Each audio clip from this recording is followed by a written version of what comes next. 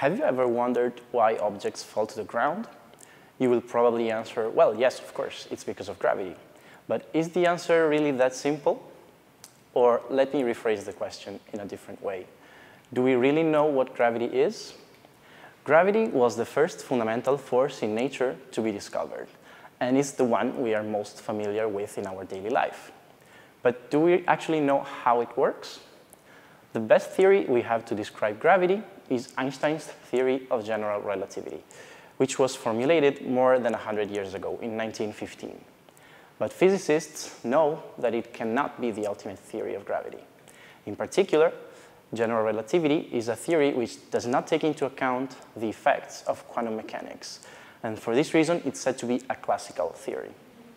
These quantum effects become relevant in extreme situations, for instance, inside black holes. So we don't experience them in our daily life, and it's very difficult to get an intuitive idea of what they are.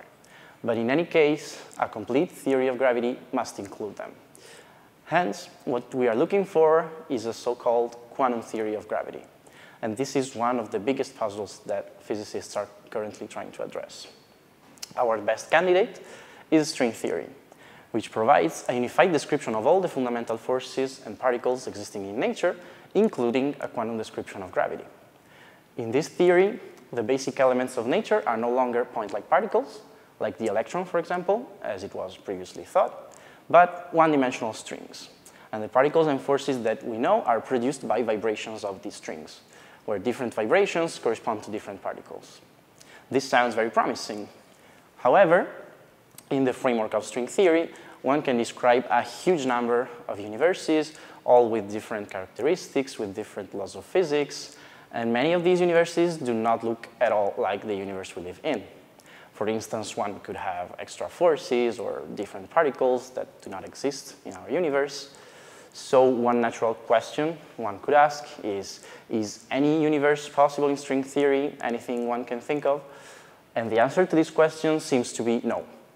Physicists have been able to identify some requirements that must be satisfied in order to have a universe that is compatible with string theory or with quantum gravity.